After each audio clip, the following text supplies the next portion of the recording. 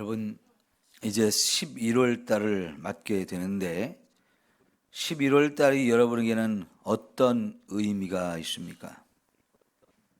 저는 개인적으로 올 한 해에 저의 개인적인 삶이나 교회를 목회한 이 모든 것들을 잘 돌아보고 정리하고 그리고 나서 또 내년도를 새롭게 계획하고 준비하는 달입니다. 저만 그런 게 아니고 여러분에게도 이런 결산이 필요한 때라고 생각이 됩니다.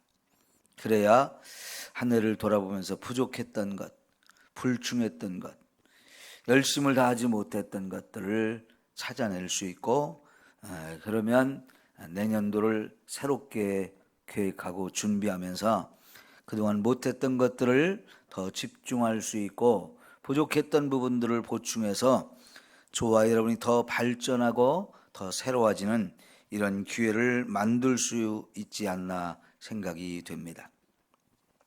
오늘 말씀에도 보면 포도원을 가지고 있는 어떤 사람이 그 포도원에 포도가 많이 있겠지만 또 무화과 나무를 심었다는 것입니다. 근데 무화과 나무가 보면은 굉장히 성장 속도가 빠르지요. 그래서 심고 나면 얼마 안 있으면 바로 열매를 거둘 수 있는 그런 나무라고 볼 수 있는데, 이 포도원 주인이 무화과를 심어놓고 3년 동안 이 열매를 거두려고 갔는데 계속 열매를 거두지 못한 거죠. 이 무화과 나무가 열매가 안 맺혀진 거예요. 그렇게 3년을 지내고 또 4년째 기다려서 또 열매를 거두려고 갔는데 여전히 어떤 열매도 맺지 못하고 있다라는 거죠. 그러니까 이 포도원 주인이 어떤 마음이 들겠어요? 이거 찍어 버려야 되는 거 아닌가? 괜히 땅만 버리고 있구나. 그런 생각을 할 수밖에 없는 거지요. 그럴 때 그 포도원 농사를 짓고 있는 사람이 주인에게 요청을 합니다. 한 해만 더 기회를 주십시오. 내가 지금부터 더 열심히 돌보겠습니다. 땅도 좀 두루두루 더 파고 거름도 더 많이 주고 하면서 잘 돌보아서 내년에는 반드시 열매를 맺도록 준비해 보겠습니다. 그동안도 했겠지만은 열매가 안 맺혀지니까 뭔가 힘이 부족하잖아요. 한 번만 더 기회를 주시면 열매를 맺을 수 있도록 한번 최선을 다해서 노력하겠는데, 만약 그렇게 해도 열매를 맺지 못한다면 그때는 저도 할 말이 없습니다. 찍어버리셔도 됩니다. 이렇게 요청을 했다는 거죠. 자, 이 포도원 주인이 무화과를 심어놓고 열매를 거두려고 하는 마음은 어떤 겁니까? 결산을 하려고 하는 거지요. 마무리할 때가 되었다는 거지요. 그래요. 오늘 저와 여러분의 삶도 한 해 한 해를 이렇게 지나가면서 벌써 한 해가 가고 또 새로운 한 해가 오는데 나이만 먹었네 이러면 안 돼요. 우리의 나이를 이렇게 계산하면서 또 한 살 먹었구나, 또 한 살 먹었구나 이런 생각도 해야 되지만은 거기에 맞게 한 해를 살아온 나의 삶을 이렇게 결산해 보는 것이 반드시 필요합니다. 저와 여러분의 삶에 언젠가 마지막이 올 거고요. 그러고 나면 하나님 앞에 우리 모두가 서서 저와 여러분의 삶에 대해서 하나님이 결산할 때가 오기 때문입니다. 그리고 그날이 그렇게 멀지 않은 것 같잖아요. 그래서 더더욱 저와 여러분은 남은 인생을 살아갈 때에 점검을 더 많이 하고 하나님 보시기에 잘했다, 착하고 충성된 종아 하시면서 저와 여러분을 인정하시고 저와 여러분의 삶을 더 크게 축복하실 수 있는 이런 삶이 되어야 하지 않겠습니까? 반드시 저와 여러분의 삶에는 열매가 맺혀져야 합니다. 열매가 맺혀지기를 기다리면서 지금까지도 기회를 주셨어요. 여기 3년의 기회를 이미 주셨다고 그랬고 여전히 열매가 맺혀지지 않으니까 또 한 번의 기회를 주십니다. 그러나 그 기회도 이제는 더 이상 주지 않을 때가 올 수 있습니다. 하나님이 저와 여러분에게 뭔가 기대하는 열매가 있을 것입니다. 우리 각자의 그게 다르겠죠.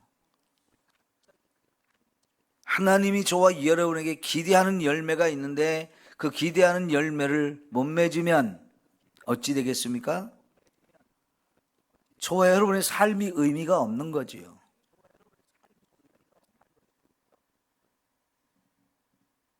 그러면 여러분, 정말 저와 여러분의 삶에서 이렇게 하나님이 원하시는 아름다운 열매를 맺는 가장 좋은 방법이 뭘까요? 시편 1편이 저는 그 답이라고 생각합니다. 복 있는 사람은 여호와의 율법을 즐거워하며 그 율법을 주야로 묵상하는 자도다. 저는 시냇가에 심은 나무가 시절을 쫓아 열매를 맺으며 그 잎사귀가 마르지 아니함 같으니 그 행사가 다 형통하리로다. 예, 여러분, 시냇가에 심겨져서 철을 따라 열매를 맺고 잎사귀가 푸르른 그런 나무, 그런 나무는 형통한 삶이 되어진다 말씀하십니다. 거기서 이런 형통하고 복된 삶을 살 수 있는 방법은 뭐냐면 말씀을 줄구하고 그 말씀을 주야로 묵상하는 자라고 말씀하고 있죠. 이게 바로 철을 따라 계속해서 열매를 맺을 수 있는 삶이 되는 것이라고 분명히 말씀합니다. 그렇지 못한 사람은 바람에 나는 겨와 같다 그랬습니다. 시냇가에 심겨진 나무는 더 이상 다른 데로 옮겨갈 필요가 없는 거지요. 더없이 좋은 곳에 있는 거예요. 그 시냇가, 물을 끊임없이 공급받을 수 있다는 것, 그 물이 바로 하나님의 말씀인 거지요. 그 말씀을 끊임없이 공급받으면 더 이상 갈급할 것도 없고요, 열매를 못 맺을 것을 염려할 것도 없어요. 당연히 거기는 계속해서 열매를 맺을 수 있고 그 잎사귀도 푸르른 상태를 계속 유지하면서 결국은 형통한 삶이 되어지는 거지요. 여러분, 그러나 말씀이 없이 제멋대로 살아간다.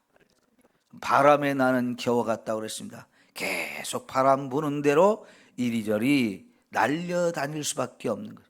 뿌리를 내릴 수 없죠. 정처 없는 인생, 열매를 거둘 수 없는 인생, 그 인생은 망하는 것이라고 했고 하나님이 결코 인정하지 않는 삶이라 말씀을 하셨어요. 여러분, 어마어마한 전쟁을 치러야 될 여호수아에게 하나님이 주신 최고의 무기가 뭡니까? 말씀을 주셨어요. 너는 이 책의 말씀을 주야로 묵상하며 그 가운데 기록된 대로 다 지켜 행하라. 그리하면 네 길이 형통할 것이다. 내 삶이 평탄하게 될 것이다. 라고 말씀을 하셨어요. 하나님이 주신 것은 말씀입니다. 이 말씀을 주야로 묵상하는 것은 여호수아의 책임입니다. 여호수아가 성실하게 그런 삶을 살아야 됩니다. 그러면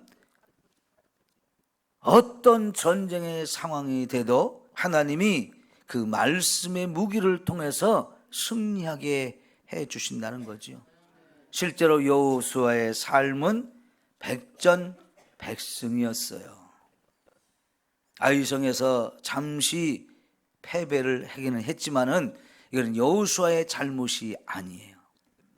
아간이라고는 이 어리석은 한 사람의 잘못으로 잠시 그렇게 패배를 했지만 그것이 더 교훈이 돼서 그 후에는 완전한 승리를 할 수 있는 전쟁들이 되지 않았습니까?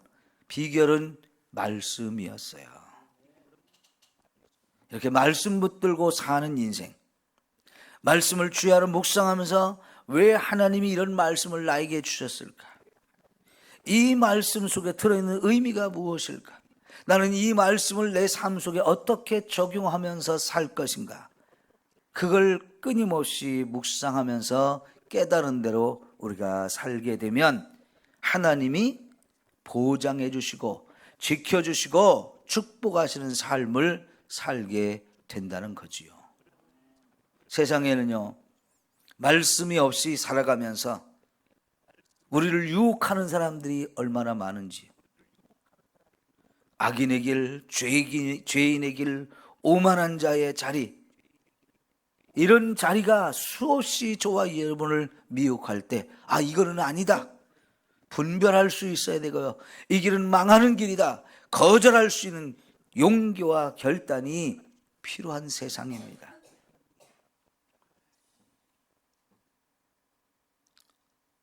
유대인들 가운데도 그런 악인과 오만한 자와 죄인들이 많았다면 하나님을 믿지 않는 사람들이 더 많은 지금 우리의 삶은요, 저와 여러분을 미혹하고 있는 악인의 세력들이 훨씬 더 많아요.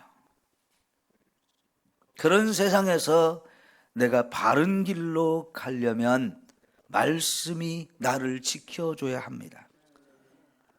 말씀을 내 안에 가득 채워서 내가 말씀의 사람이 되고 그 말씀을 끊임없이 암송하고 묵상하며 이렇게 살 때에 말씀이 나를 지배하게 돼 있어요. 말씀이 내 삶을 이끌어가게 돼 있어요. 그 말씀이 인도하는 길, 말씀이 이끌어가는 길, 그 길이 형통한 길이고 평탄한 길이고 거기서 풍성한 열매를 맺는 삶이 되어지는 거지요. 여러분, 저와 여러분이 이렇게 말씀 따라 열심히 최선을 다해 살아갈 때 올 한 해를 잘 마무리하게 되어질 것이고, 또 내년도에도 새롭게 새로운 계획들을 세우고 나가도 역시 말씀 따라 사는 일에 더 열심을 내면 저와 여러분의 삶에 열매가 맺어지는 것은 당연한 일이라고 생각을 합니다. 제가 어제 그저께